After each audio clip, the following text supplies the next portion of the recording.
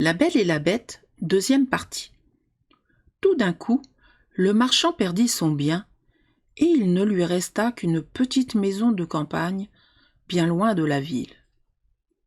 Il dit en pleurant à ses enfants qu'il fallait aller demeurer dans cette maison, et qu'en travaillant comme des paysans, ils y pourraient vivre. Ses deux filles aînées répondirent qu'elles ne voulaient pas quitter la ville, et qu'elles avaient plusieurs amants qui seraient trop heureux de les épouser, quoiqu'elles n'eussent plus de fortune. Les bonnes demoiselles se trompaient. Leurs amants ne voulurent plus les regarder quand elles furent pauvres. Comme personne ne les aimait à cause de leur fierté, on disait « Elles ne méritent pas qu'on les plaigne. Nous sommes bien aises de voir leur orgueil abaissé.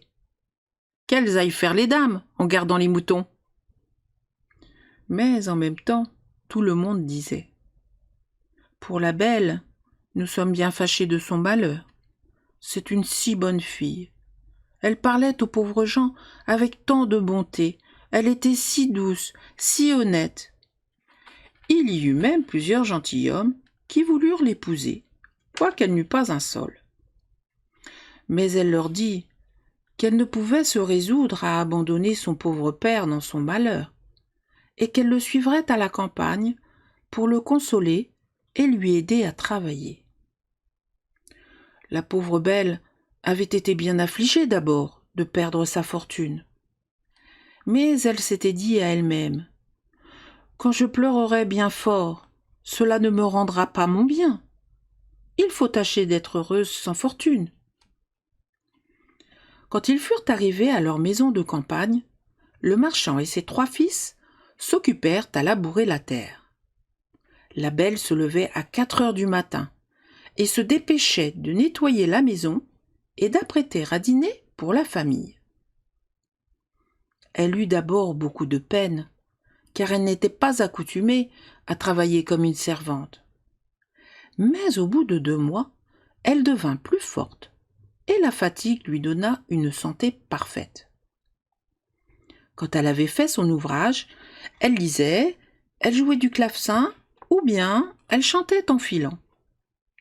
Ses 2 sœurs, au contraire, s'ennuyaient à la mort.